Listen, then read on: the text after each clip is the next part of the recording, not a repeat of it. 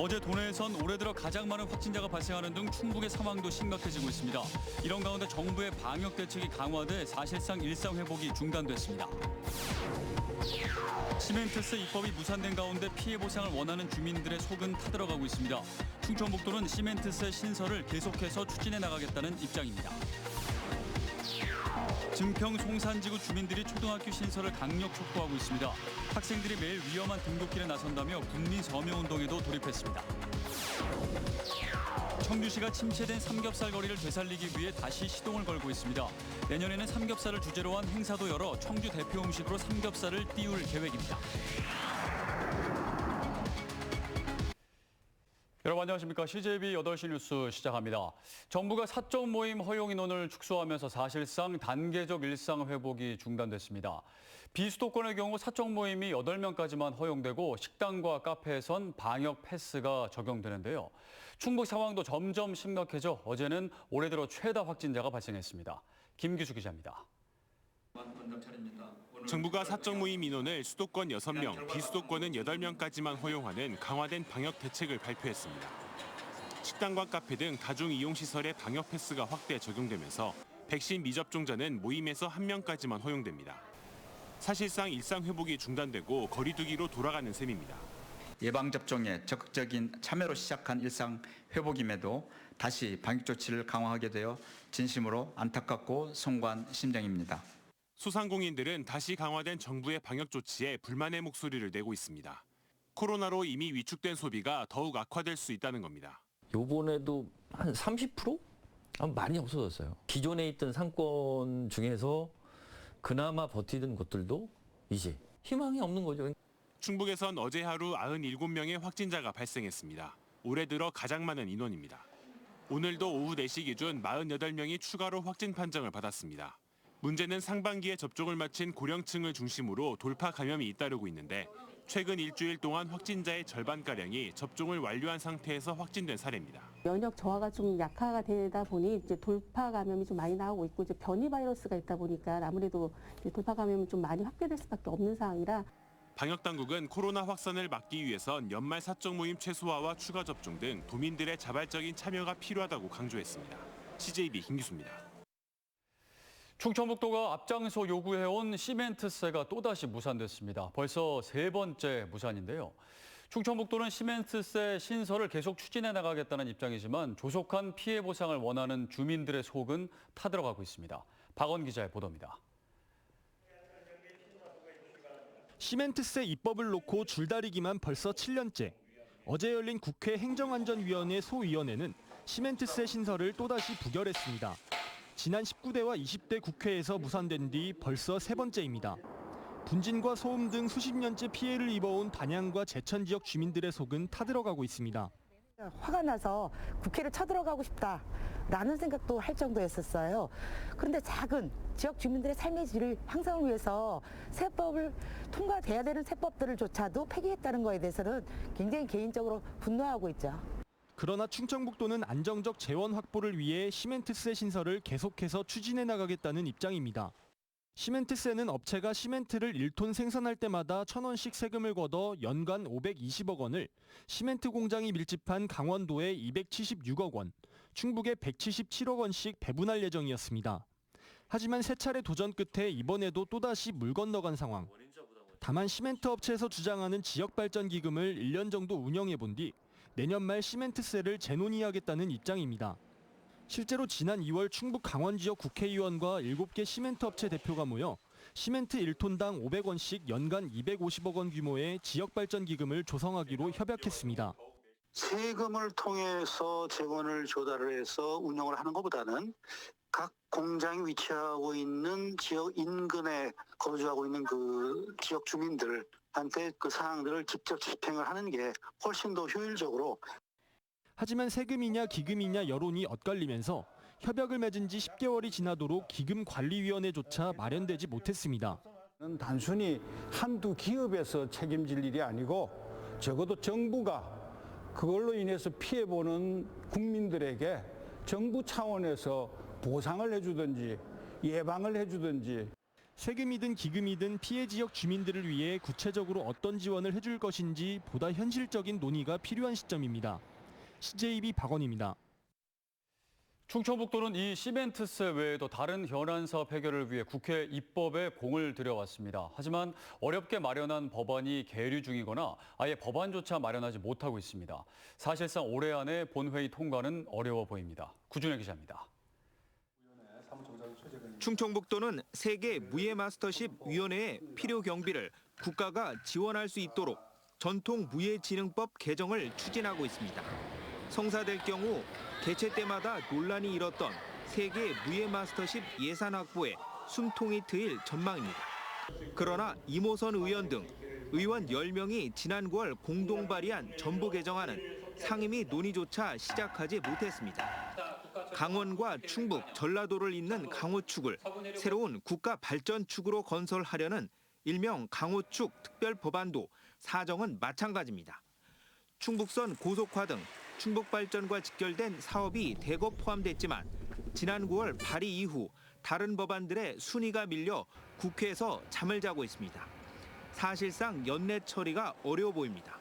특별하게 시급한 경우에만 좀 순서를 바꿀 수 있는데 지금 같은 경우는 그런 사안이 아니기 때문에 앞으로도 수개월 걸리지 않을까 싶습니다. 도축시설세를 신설해 가축방역비 부담을 일부 덜어보려던 계획도 차질을 빚고 있습니다. 충청북도가 2017년부터 2019년까지 투입한 가축방역 예산은 1,100여억 원, 지난해에만 320억 원을 집행했습니다. 하지만 내년 양대 선거를 앞두고 조세 저항을 우려한 국회의원들이 연내 입법에 난색을 표하면서 추진이 중단된 상태입니다. 국회 입법이 늦어질수록 관련 현안 사업 추진에 차질이 불가피할 수밖에 없습니다. 대선 국면을 활용한 후보별 공약화를 통해서도 추진 동력을 확보해야 할 것으로 보입니다. CJB 구준혜입니다. 동네에 학교가 없어서 초등학생들이 매일 40분씩 걸어서 등교하는 곳이 있습니다. 바로 증평 송산지구인데요. 주민들은 초등학교 신설을 강력히 촉구하고 있는데 인구 3만 6천 명의 증평군에겐 자립을 위한 절박한 과제입니다. 진기훈 기자입니다. 학교까지 걸어서 40분. 책가방에 신발 주머니까지 들고 하천을 지나 무려 17곳의 횡단보도를 건너야 합니다. 초등학교가 없는 증평군 송산지구 초등학생들의 등교길입니다. 주민들은 더 이상 아이들이 위험한 통학을 하지 않도록 송산지구의 초등학교 신설을 강력히 촉구했습니다. 방과 후 준비물까지 챙겨야 되다 보니까 손이 부족해요. 그런 아이가 40분 동안 학교를 가려고 그러면 굉장히 피로하고 학교 가기 싫다고 막 운 적도 많거든요. 현재 송산지구 학생들은 2km가량 떨어진 증평초와 삼보초로 통학하는데 증평초는 학생 수 1,200명이 넘는 과대 학교로 청주 외 지역에선 유일합니다. 송산지구에 초등학교가 생기면 증평초 학생 수는 770명까지 줄어 과밀학급 해소가 가능합니다. 또 송산지구는 아파트 단지만 7곳에 3,500세대가 넘고 택지 개발도 진행 중입니다. 추가적인 인구 유입 가능성이 높아 교육 여건 개선이 필수적이라는 겁니다. 새로 생기는 아파트들이 계속 늘고 있어요. 가까운 곳에 초등학교가 있으면 아무래도 인구 증가에도 도움이 될 거고 또 편의시설도 더 좋아질 거고. 거기에 학교가 없어서 외주로 많이 유출이 되고 그래서 지역에 또 소멸 문제가 대두가 되니까 저희들이 절실히 좀 학교가 필요한 상황입니다. 주민들은 송산지구 초등학교 신설을 위해 군민 전체를 대상으로 서명운동에 돌입했습니다. 산업단지 조성을 하면 우리 초등학교 아이들은 계속 늘어날 것이고 그랬을 경우에는 우리 앞으로 불보듯 뻔하다. 그래서 초등학교 신설을 또 요구하고 있습니다. 도교육청은 송산지구 교육 수요를 고려해 당초 삼보초등학교를 이전하려 했지만 그 역시 주민 반발에 부딪혀 학교 신설로 방향을 틀었습니다. 교육부 중앙투자심사가 내년 1월로 잡혀있는 가운데 군 지역에서 분출된 학교 신설 요구가 어떻게 결론 날지 주목됩니다. CJB 진기훈입니다. 10년 전 원도심 활성화를 위해 청주 서문시장에 삼겹살 특화거리가 조성됐는데요. 지금은 코로나19 등의 영향으로 분위기가 예전만 못합니다. 청주시가 삼겹살 거리를 중심으로 삼겹살을 청주 대표 음식으로 육성하기로 했습니다. 조용관 기자입니다. 지난 2012년 청주시 서문시장에 추성된 삼겹살 거리입니다.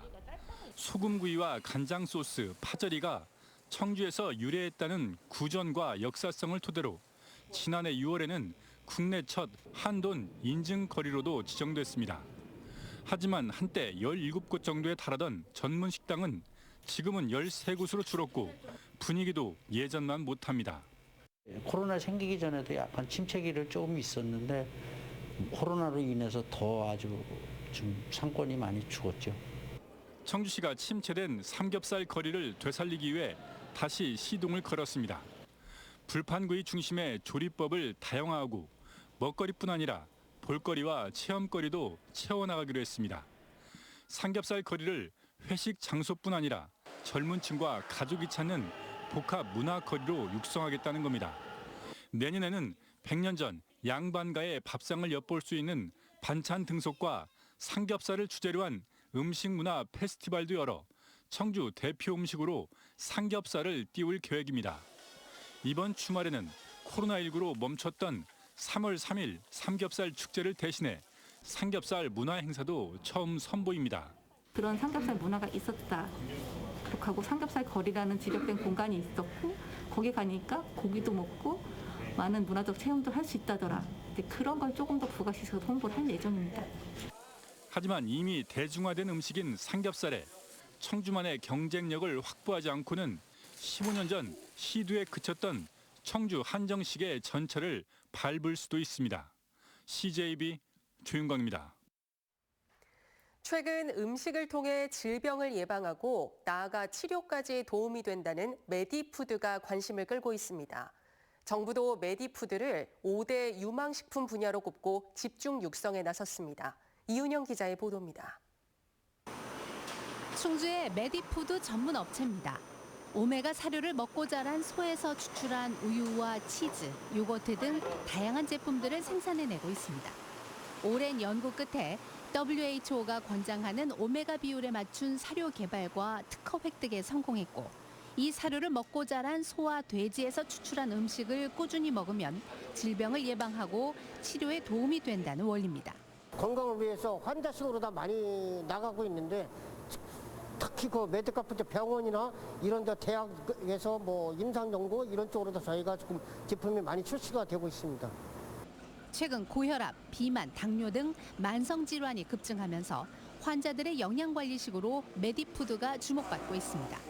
또한 일반인들도 질병을 미리 예방할 수 있는 기능성 식품에 대한 수요가 잇따라 증가하는 추세입니다. 이 메디푸드 산업은 이미 전 세계가 도전하고 있어요. 그래서 우리나라도 이제 그런 분야에서 많은 투자를 국가가 실제 많은 투자를 하고 있어요. 아마 예산도 거의 10조 이상을 이 산업에 투자하고 있을 정도로 국가의 중요한 산업으로 떠올랐어요. 실제 세계 메디푸드 시장은 연평균 7%대의 성장세를 보이고 있는 상황. 농림축산식품부는 충주에서 포럼을 열고 이들 식품들을 미래 유망 분야 산업으로 선제적 육성에 나선다고 밝혔습니다. 또한 충주시도 식품 산업의 고부가가치 창출을 위해 적극적인 지원에 나설 방침입니다.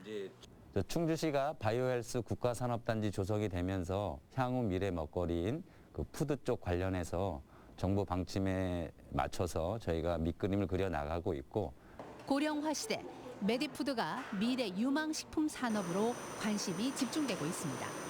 CJB 이윤영입니다.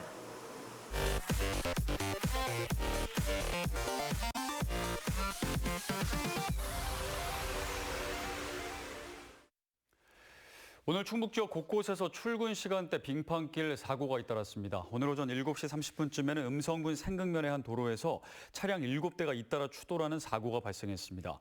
8시 30분쯤에는 괴산군 칠성면의 한 도로를 달리던 1톤 트럭이 미끄러져 반대편에서 달려오던 화물차와 정면 충돌하는 등 오늘 충북 경찰청에 9건의 빙판길 사고가 접수됐습니다. 경찰은 최근 블랙아이스 사고가 잇따르는 만큼 각별한 주의를 당부했습니다. 2022학년도 특성화고 일반 전형 원서 접수 결과 22개 학교 가운데 6개 학교가 미달됐습니다. 충청북도 교육청에 따르면 제천 디지털 전자교는 95명 모집에 12명이 지원해 0.12대 1, 보훈정보고는 19명 모집에 5명이 지원해 0.26대 1의 경쟁률을 보였습니다. 또 영동산업과학고, 증평공고, 충주공고, 한국호텔관광고도 미달됐습니다. 추가 모집은 내년 1월 17일부터 사흘간 진행됩니다. 국회가 오늘 607조 원대 내년 정부 예산을 통과시킨 가운데 세종시는 행복청 예산을 포함해 1조 2천억 원에 가까운 정부 예산을 확보했다고 밝혔습니다. 주요 예산으로는 대학 공동 캠퍼스 내 충남대 세종 캠퍼스 건축비 327억 원과 공주대 세종 캠퍼스 건축비 280억 원이 각각 확보됐습니다. 세종경찰청 신청사 건립 설계 공모비 1억 원도 반영됐고 세종 안성 고속도로 사업비 3,102억 원도 원안 의결됐습니다. 충청북도는 다음 주 월요일 정부 예산 최종 확보 내용을 공개합니다. 발달장애인의 자기권리 옹호 대회인 제8회 한국 피플 퍼스트 대회가 나흘간의 일정을 끝으로 막을 내렸습니다. 지난달 30일 청주에서 개최한 이번 대회는 전국 17개 시도에서 800여 명이 온 오프라인으로 참여했으며 발달장애인의 노동권과 권리 옹호, 쉬운 정보, 탈시설, 자립생활 등 4가지 주제로 진행됐습니다. 제9회 한국 피플 퍼스트 대회는 경기도에서 개최됩니다. 지난 1997년 청주에 최초 개소한 헌혈의 집 성안길 센터가 상당구 북문로 일가로 확장 이전했습니다. 시설 노후화로 개선이 필요했던 헌혈의 집 성안길 센터는 약 70평 규모의 쾌적한 공간에 최대 8명까지 동시 체열이 가능하도록 꾸며졌습니다.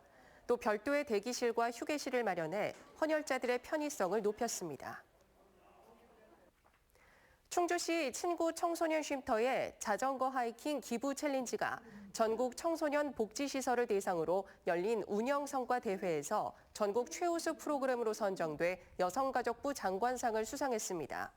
충주 친구 청소년 쉼터는 지난 5년간 자전거로 전국 1,600km를 달리며 모금을 홍보해 총 6,300여만 원의 기부금을 마련한 뒤 미얀마 빈민층 등에게 전달했습니다.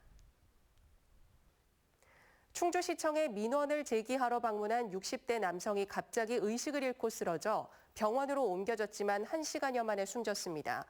민원인은 충주시가 진행 중인 수소 융복합 축전소 건설 공사 중단 등을 요구하기 위해 담당 부서 등을 방문한 뒤 쇼크를 일으키며 쓰러진 것으로 알려졌습니다. 감사원이 영동군이 요청한 레인보우 힐링 관광지와 복지시설 부지 공사에 대한 공익감사에 착수합니다. 영동군은 영동읍 매천리 일대에 레인보우 힐링 관광지를 조성하면서 경북 김천의 모 영농조합으로부터 수의 계약을 통해 조경수 145그루와 조경석 53점을 21억 원에 사들여 부정 의혹을 받아왔습니다. 군은 한치의 의혹도 없이 성실하게 감사에 임하겠다고 밝혔습니다. 전국적으로 주택 거래 절벽 현상이 나타나고 있는 가운데 충북의 주택 매매량도 감소한 것으로 조사됐습니다.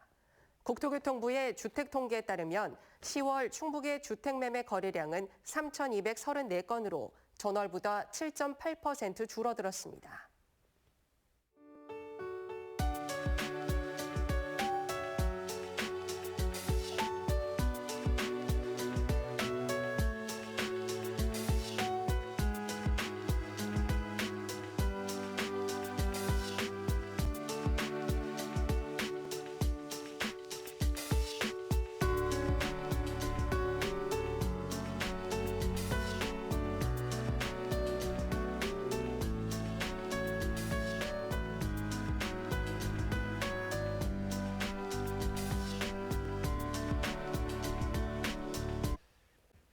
이상으로 CJB 8시 뉴스를 모두 마칩니다. 시청해주신 여러분 고맙습니다.